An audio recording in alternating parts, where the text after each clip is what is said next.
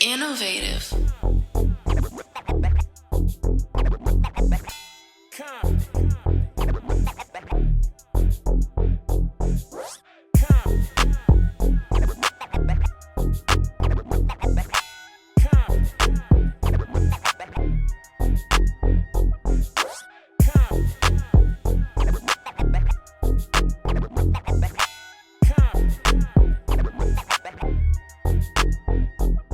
It's your man, Deshaun Showtime Watkins.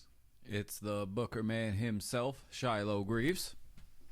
It's that golden voice that keeps you moist, Triple M. And I'm cool as Cam, and I'm trying to keep up. Yeah, see, I knew that was going to happen. Man. Welcome to the culture of Comptonmania. Woozy. What's up, man? What's the deal, fam? A whole lot going on in the wrestling world this week. Now, Mayor Mike, we here with you, Mayor of Comptonmania. Yes. Do you see what we see right here? We have a new champion in our midst today. I see the illustrious and the very prestigious Knox Pro Urban Empire Championship, and I understand it. Shiloh, you have been crowned this champion by winning your match. Yeah, I beat Alpha Zoe this weekend. Wow. It was not easy, that's for sure. It was no laughing matter. I think I'm laughing out of trauma. But yeah, that was definitely a hard-hitting match. If you know who Alpha Zoe is, he's very much what I would call a thoroughbred. Yeah, Definitely. Right? Like, he is built for this business, very athletically gifted, a guy that's known for having high-intensity matches. Absolutely. Congratulations, Shiloh. Yeah. I know you and I have had our differences, but, you know, kudos to you. You've done something that many others couldn't do. Yeah, no, and this title, it has a history as well. This title goes all the way back to the 90s. I believe it was defended in a Pennsylvania company. That was where it had originated. Marcus Jordan, Marcus Ham. Yes, Wow. Yeah, supermodel. He's actually the one who debuted this belt at Knox. I was actually 15 years old, and I was in the audience when he debuted this belt. And he gave everyone the rundown on the history, and then I remember, I think he lost it to Rusev that night. I can't remember, but Rusev held this belt, so Wow. it has a history. A lot of people held it. A lot of very well-known people in Knox Pro have held it. Didn't Gisette Marie hold it at a point? I don't know. I don't know if she held it. I know she held the cruiserweight title there. Okay. But this one, I don't know. But yeah, a lot of people have held it. Wow. Talk to us a little bit about how important this championship is to you. Well, I left Knox in 2015. It wasn't the most ideal departure. It was a difference in goals, so to speak. And that was, I left. I was gone for about 10, 11 years. I ran into them in Vegas, and that was how the relationship started again. And then, after everything that happened, that was when I just came back to the company full time. And yeah, I think it was just I got a lot of grief for going back to Knox. I got a lot of grief just from the scene, like, oh, why would you go there after everything that happened, But I just think people can't relate to, I'd crack a beer to that. Yeah. No, but I would. Yeah. He's squirted. It's a squirt. It's a squirt. Ugh. Squirt to that. Squirted. Ugh. Pause. Super. But no, it's I think and it wasn't just me that went back. A lot of people went back after that. Like, there was a big departure, and and rightfully so. But I think for those that went back, there is this sentimental value that we all hold to this place because we did build it. And that's the entire point with the whole Knox legacy thing going on. It's just not a lot of people can say that they built something, and they built something that went big league and went, and stood the test of time. Mm-hmm. So when you and when something that you built takes a hit like that, you have a natural desire to go and clean it up, I guess.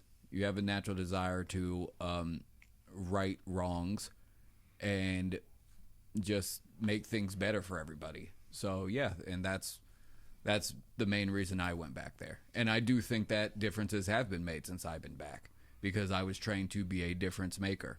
And I think that's how Knox trains people differently from other schools.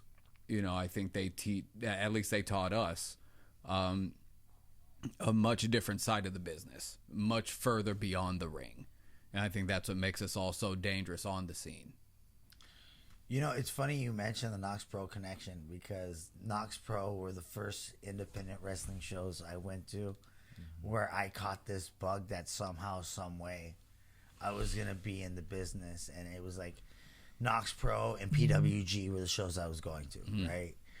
And meeting Jacob Fatu when he was coming up, meeting you when you were coming up through there, and now being able to work with you, to work with guys like Gangrel on other shows and the Devious Bear, and being able to go there this Sunday for Wrestling for Burbank and work as a referee in the Knox Pro domain, right? To work that building where I went to shows. It's awesome. It's a full circle moment.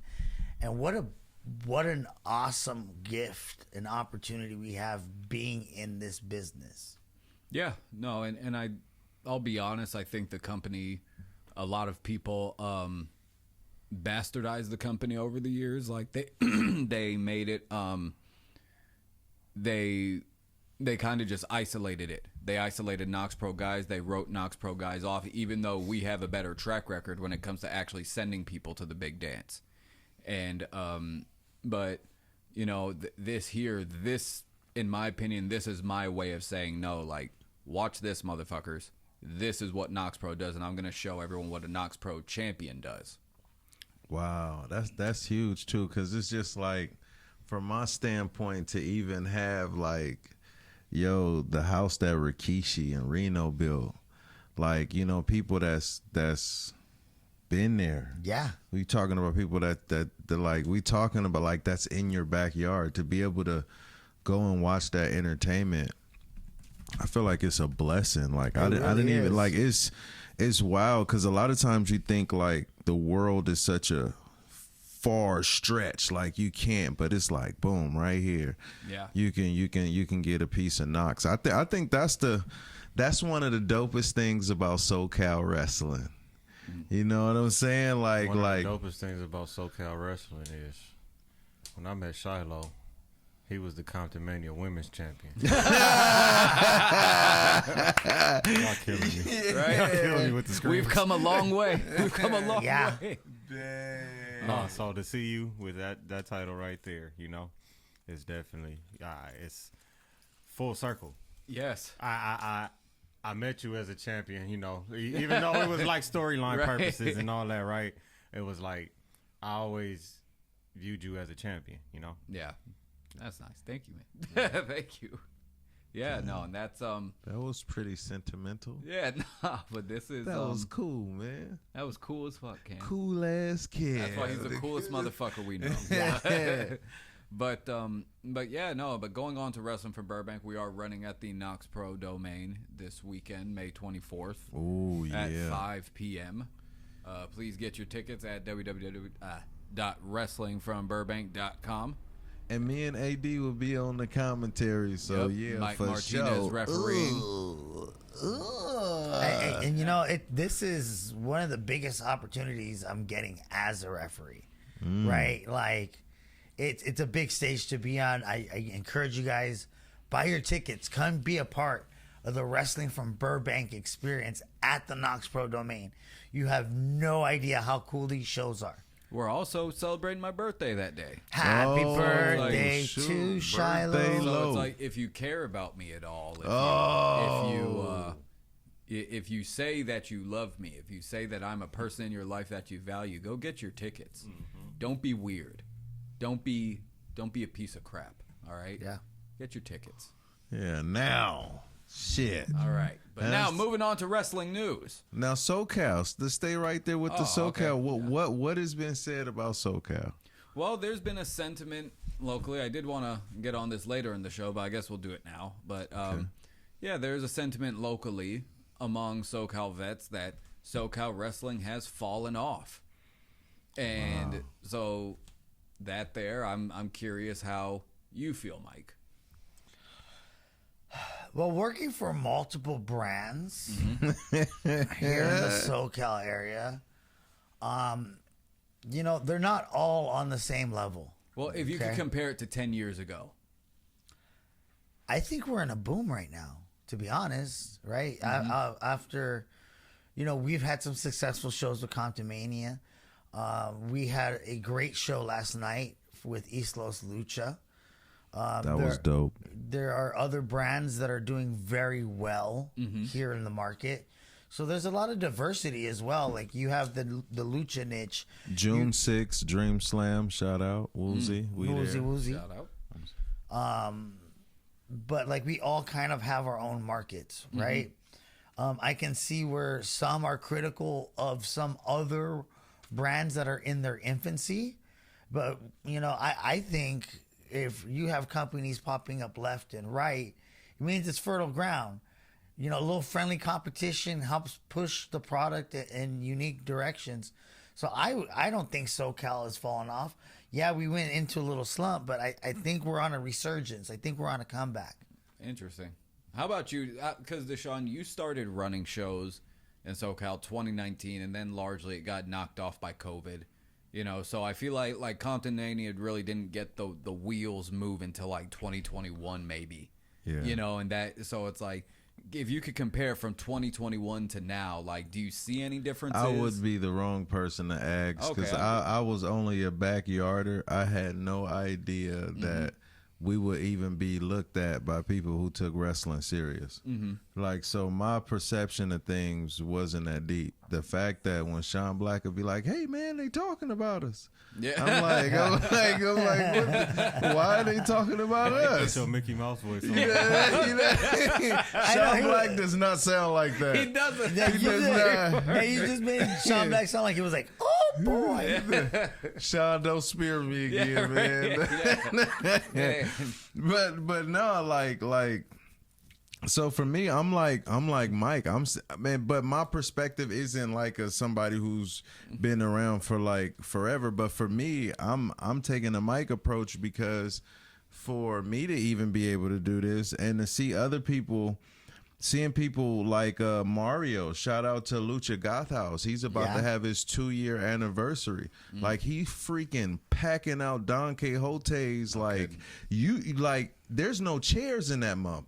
Yeah, that's great. Yeah. Like it's almost uncomfortable. It's like being in a mosh pit when you go to Lucha Goth House. Like, so it's just like when you look at it from that perspective, I just think a lot of times people focus on the negative because they want to see that. I mean, but if you see like the other stuff, I'm being able going to different shows. I'm getting able to see different talent too, and which is really being like, oh, okay, take a note here, like. I like the way how Valor Pro will run certain things. Shout out to Joe.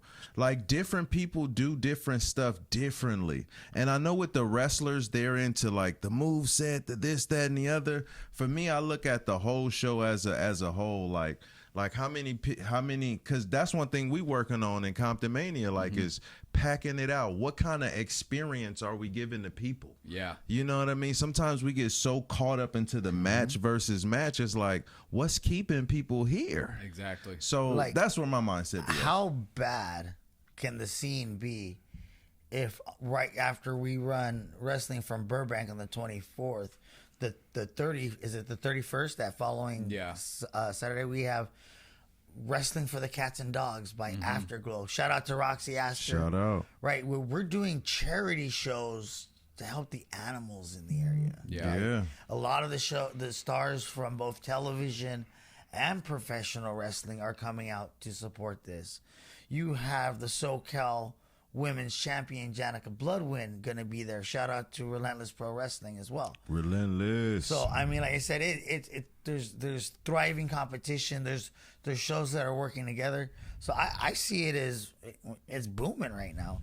I've got my own pro wrestling tees store out there. So how bad can it be? How about you, Cam? Would you say that you're the wrong person to ask, like Deshaun, or did you notice any differences from when you first broke in?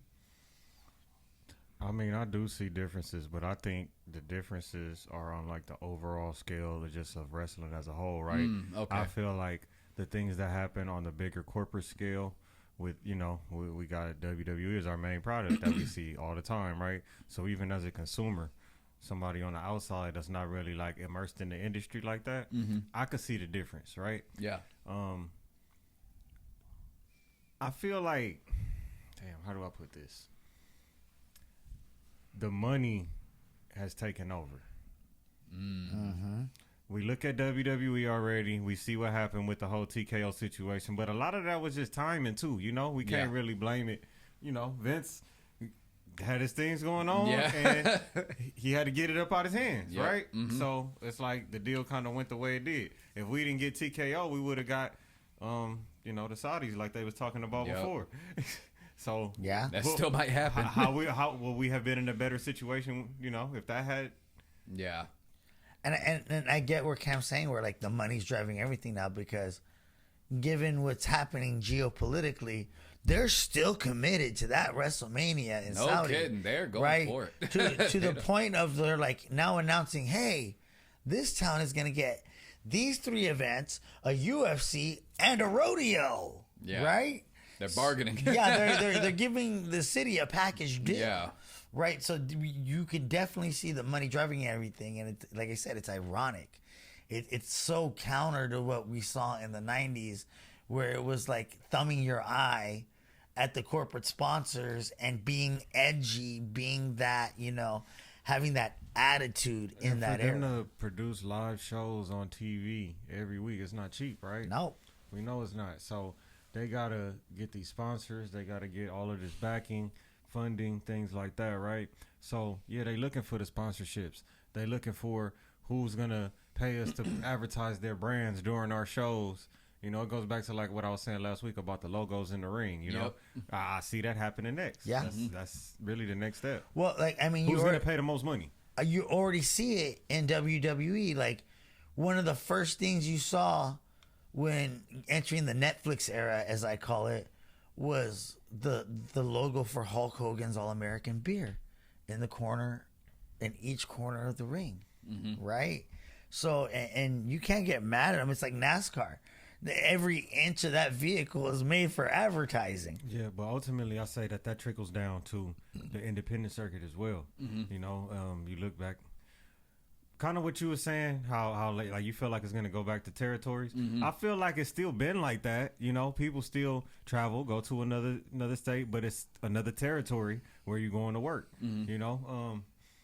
Still going on, but it's gonna fall down into that too, because the independents are still doing the same thing. What we're trying to do with Comptonmania, get these TV spots. Yeah. Get you know what I'm saying? So you gotta have the funding and the money to make that happen.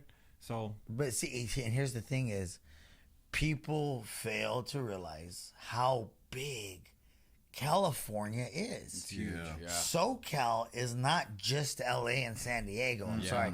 It goes from here to Bakersfield. It's Oxnard, it's Bakersfield, it's San Diego. And rodeo pro wrestling in Bakersfield is popping. Yeah. Bakersfield's an underrated. Yes. So is Fresno. Yes. Bakersfield and Fresno are both very underrated towns. And shout out to wrestling, Ray Rico. I bet it's great though, right? Yeah. But how much other entertainment do you have in those cities? Exactly. Right? Yeah. But they that's can why, be wrestling towns, right? But exactly. But the level of the product they're producing is high level. Like Ray Rico, he's from Rodeo Pro. He took on DJ Palmer last night, and that was a banger all around.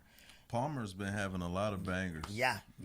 He's been getting a lot of very good matches, and that's why I can't see with the depth of the talent pool we have here in Southern California how anybody can say we've fallen off, right? Yeah. So my opinion is, it didn't fall off.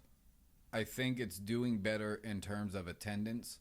I think there's more companies now. It's funny. I've even said that there's too many companies. There's so many companies that guys don't even give a shit about their spots anymore. So I don't think it's fallen off, but like my thing is, I can't think of the last time SoCal really had like a big prospect like get signed and make it like really become something in the business, you know, like, and that's where it gets. The last one that comes to my mind is Brody King. Yeah, Brody King, but like that's where it goes to AEW fame. It doesn't really count to me. Even like a certain level of WWE fame doesn't really count. Like, I mean, like a real success story to, like, for example, John Morrison, Samoa Joe, like those are like people that did shit in the business, you know, like I can't think of the last time. So like when a lot of these guys are saying it fell off, I can't really think where it fell off from, because even back when I was working here in I left here in 2016-17 because I felt like compared to other territories, SoCal wasn't doing shit, and I still feel that way. That's crazy, because I've grown up in the San Gabriel Valley, and we had EWF, we had AWS. There was a time where you could go to Frankensons when it was in the original building, not where it's in now, and catch Samoa Joe wrestling there. You know, amongst the collector's show. Like, they would have whole shows that they would run in Frankensons. It's thriving. It's thriving. SoCalWrestling.tv, right? Yeah, I feel like it's definitely doing better than it was before. But my other thing is I'm also kind of just wondering how many people, at least on the promoter side, are actually, like, making money. You know, a lot of shows are running, but when it comes to the financials, it's like that's one thing about SoCal. It's a big illusion. Yeah. And that, you know, and that's why I encourage a lot of people to travel and see the rest of the wrestling business, because that's where you see people making actual money. And you come back here and you're suddenly like, what the fuck am I doing? I think here? LA politics have kind of infiltrated every. Oh, absolutely. LA's a difficult town. So the thing notoriously. Is, permits. LA, you got haters everywhere. Yeah. Oh, they gonna hate you like it's a job. You know what I'm saying? Absolutely. So I feel like that's not absent in wrestling. You're gonna have that, right? Mm-hmm. So who are the people that are saying that wrestling fell off? That's what we need to look at first. Let's analyze that part. Who are the people that are actually saying it? Or is it the people that are actually doing shows, the people that actually have consistent things going on? It's like a combo. You know what I'm saying? It's like a combo of the local OGs and local journalists too, you know? So it's like, it's a narrative that's kind of forming. So the journalists, right? Those are the people that are responsible for changing the narrative. Those are the journalists that never report on Comptonmania or wrestling from Burbank shows, even though both have been running literally for years now. Yeah, that's like genuine. Yeah. So. But okay. Yeah. So yeah, that's like, and it's funny because I mean, I'll even catch like certain articles when I'm online, and I hate the reference that's used, the off-brand professional wrestling show. There's nothing off-brand about what we're doing. It's independent wrestling, right? Where do you think the people that you see on TV come from? Do you think there's a little farm in the back of the Titan Tower in Connecticut where they go and water the ground and wrestlers just pop up?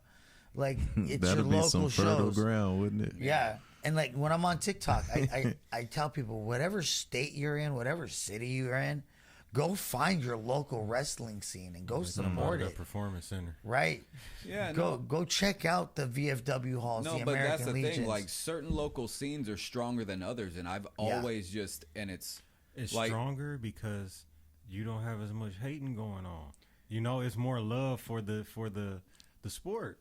In LA, I think one thing about LA, it's like there's just a very nonchalant attitude to things. So it's like I've always seen a lot of LA wrestling as lacking emotion, lacking forethought, just lacking just a lot of lacking structure. Shiloh, let me tell you this. You go to a LA rap show, right?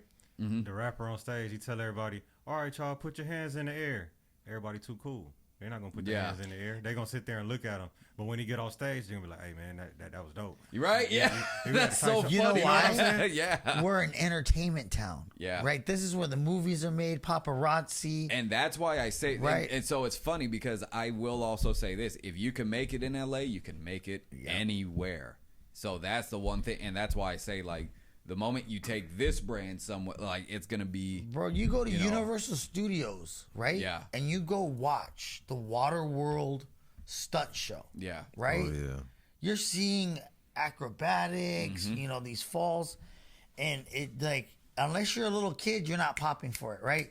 If you're the parent in the crowd, you've already seen this like 15 times. You're just chill, right? And it's that it's got to be something that really is either funny or dramatic, Right. that grabs them, right? Like the reaction we got when CTE and Aaron Glass shaved my beautiful head, right? You heard the room gasp, right? When he threw my ponytail into the crowd, like that was a moment that grabbed them. But like I said, we're desensitized. This is LA. You could see more entertaining stuff happening And that's at the why bus stop. that's why I think deathmatch wrestling was always a big thing here, because I think in LA, you said desensitized. You really do got to send someone to the brink of death to get someone's attention in this town. Shock value. Like, yeah, like LA is like, we done seen it all in this. Shout out to Marky. So it's like, Shout out to Marky. He got launched. Man. I mean, he got launched in a trash can off of a stage. I just hope he takes care of himself. Right, That's but all. it's like, But they want blood. yeah, That's what they want. They want blood. LA's a bloodthirsty town. LA's a bloodthirsty town, and I think LA wrestlers in general, they may cater a little too much to that. Yeah. And that's where I've always had to be the person to step in on that. But in regards to whether or not the scene has fall off, I don't think it has. I don't think it really had a place to fall off from. So that's where I'm just like, I mean, it may have fell off for you guys. You guys may have not had fun, but it's like when I look at everyone's viewership, attendance, all that stuff, it seems to be up. So, you know, it's, I guess, to each their own. But what else is going on in the world of pro wrestling, guys? Shoot, you tell me. What else we got? Well, our acquaintance Brock Lesnar came back to Brock wrestling. is back. What the hell Hey, was that? did you see him tell Obo, we are not done? Hey, man, I think it's a good thing for Oba, because I think he was losing momentum and he was losing it fast. And it was one of those things where it goes back to beating Brock so fast didn't really give them much to go with. I don't know if he was really retiring. I don't know what he was doing there. I don't know if this was the plan all along, but clearly I'll find out next week. people got worked. Tune in. Well, there's always a behind the scenes, like Brock, like there may have been some contractual stuff. There may have been some financial disputes, and he was probably really like, this could have been a leverage thing. Yeah. I think he still got SummerSlam, right? Yeah, and SummerSlam's in his hometown, and that's what I thought the original plan was, for him to retire in his hometown in Minneapolis. I think he's going to retire a winner. That would be that match. That would be so. Just beat one more black dude on the way out. Fuck you, bro. I swear to God, you better not. I think he's gonna put him over again. I don't You think he better. gonna lose on the way out. I don't think so. You don't think he's leaving? I don't think he's gonna lose on the way out. Oh, he man. can Oh, leave, my but I don't God. think he's gonna lose. I That think would be he's gonna shitty. lose, but it's gonna be. I just- That doesn't work for me, brother. I just That don't. breaks every tradition. I just don't want to see him lose to Gunther. Yeah, that doesn't make sense at all. I hate it. Yeah, I don't think Gunther's big enough to put him down. I don't think Gunther should have got AJ either. I don't mind that. I don't mind Gunther putting out Cena or AJ or putting down Goldberg even, but I just, but like I don't Brock, know. it's like, I just feel like AJ and Finn Balor would have been a better match, like aesthetically. Yeah, they're like the same height. Well, as far as also there's the history. the Bullet Club history, Absolutely, right? yeah. The mesh and styles, you know what I mean? I don't know if the WWE audience would have respected it though. That's my only You issue know what? with that is when it comes to that, We have brought fuck the WWE No, because- audience. no, That's what I fans. want. No, because that don't watch WWE on a regular. It would have Yeah. brought in fans that are fans of the Bullet Club. It would have brought in the indie fans. No, because I remember when they did AJ versus Nakamura at WrestleMania and they did their feud. I remember a lot of people were expecting that to be big because of their history. In New Japan, Yeah, right? with Japan and Bullet Club and all that stuff. And then it just, the WWE audience, I remember that Mania, that was like it was just dead. I'm The sorry, whole feud but was dead. Nakamura was great of a talent as he was. Like the U.S. fans just didn't receive him the way That's how I feel about right. Finn. Yeah, That's how I feel. So, and Finn, let's face it, Finn's momentum got blown the minute he got injured in that match with Seth Rollins. well, no, I think his momentum got blown when he abandoned the demon. Oh, yeah. Like the thing is, you can't debut this cool ass body paint and then show back up dressed like a 17-year-old. Like, it's just, I don't know. Yeah, I didn't like Finn Balor cosplaying as Drake. Yeah. I mean, the demon looks cool, but how long does it take to paint that on him? If you honestly, like 3 hours. If you're getting a check, if I'm getting paid for it, I'm doing it. That's how. Yeah, and you know what's funny? On the indies, he had like a gang of different paints. Yeah, that's what I mean. He had the Venom, the Carnage, the Anti-Venom, the Joker. Yeah, everyone was different. Every show was different. He had a Freddy Krueger one. Like, that's what got him signed in the first place. Mad crazy paints. And then it's like he gets to the big dance. It's like, oh, well, I'm only going to do it on special occasions. Like, what? Like, what are you talking about? Yeah. So, yeah, it was just, I don't know. But when it comes to Brock coming back, I just wonder, like, what's his legacy gonna be? Going like just because it's like when a wrestler, what is legacy gonna be? Yeah, like because it's like it's one of those things where it's like, gosh, man, like there's always gonna be that asterisk of that case next to him, and it's like when he retired, I thought it was the case that was coming for him. See, I hate that. I hate that. What quote unquote allegedly happened will affect how people look at his body of work in the ring. Wait a minute.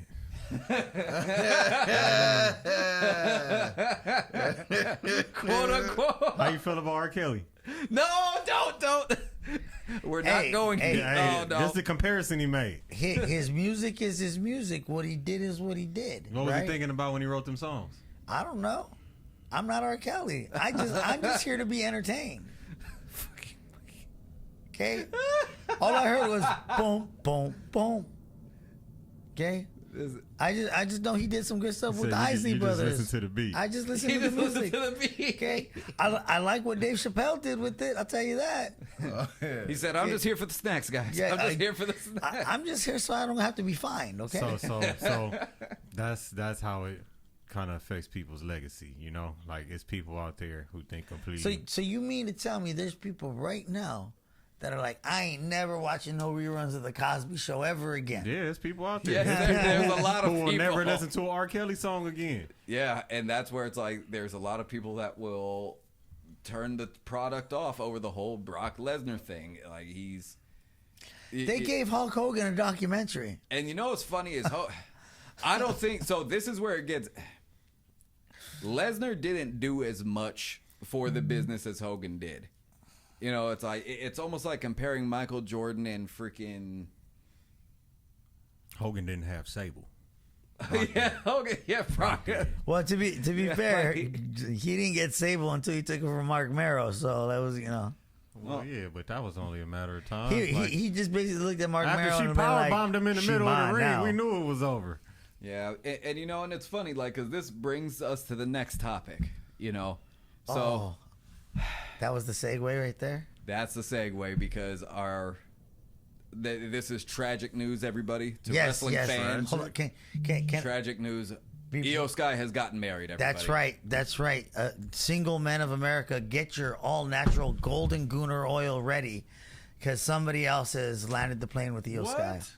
We're not getting any. What is that? I don't know what he's talking about, but I just know that. I don't know what a golden gooner is. I don't. If you want to find out what a golden gooner is, go to prowrestlingtees.com/3PLEM84. Gold Dust in 96, pretty much. Yeah. But yeah, that's oil form. But no, I just see it. Yeah, but the beautiful Io Sky has gotten married. She married another wrestler. What's his name? And he goes on the name Evil. I don't know much about the gentleman. Right? Yeah, he just got signed. To NXT. Wonder how he got the job. Yeah, but you know, he just got signed. Apparently, they kept their relationship under wraps for years. You know, they've been dating for a long time, I guess. And yeah, and so this brings up just the next topic: dating in the wrestling business. Dun, dun, dun, dun. You know, are we talking about on the big scene, the indie scene, on all the scenes? Because I mean. We all run in the same circles. We've heard the horror stories. And that's why, like, for me personally as a it's funny because it's like when you go into these locker rooms and you see the girls, it's like there's almost like no bad looking girls in the business. And it's like, I'm blind. Okay, yeah. So it's like, but either way, you're surrounded by all these baddies and stuff, and it's like, oh my god. So it's like, I could see how a wrestler would want to date another. But me personally, Right. I could never. Like, It's just too much. There's no way I could ever. even in my professional life, I have never dated out of the company pool, right? It's just, you work with them, there's a different dynamic, right? You go home with them, it's a different dynamic, right? Yeah. Like, I'm happily married, for lack of a better term. We're having a baby next month, right? So everybody knows my situation, but she's not in the business. Okay, so I think that's a blessing because people talk, right? And it takes 3 seconds for a lie to get around the world before the truth has a chance to put its pants on. Yeah. I think that was Winston Churchill that said that. Well, no, and another Put your thing pants is, on. it's just this thing of wrestlers also tend to like to put their dirty laundry out there for a pop. I mean, I've seen it, like, just somebody breaks up and they just use that breakup as their whole angle almost, and it's like it just becomes so tiresome. And it's like, and then you find out, like, when it... That's their way of dealing with the trauma. Well, no, and I'll tell you this. Any wrestler that I know that's dated another wrestler, I'll tell you this, guys. They have told pretty much all your dirty laundry to everybody.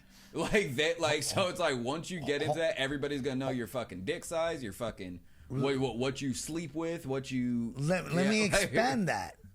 Not only wrestlers, but people that are familiar or associated by other means to the business, i.e., the photographers, the journalists. Oh, yeah. You know what I mean? The fans, too. Niggas The like me. fans, right? Niggas like me. Right? I mean, I've heard of situations where a wrestler gets involved with someone that's very interested in the wrestling business. They find that person finds their way in as a photographer. They break up, right?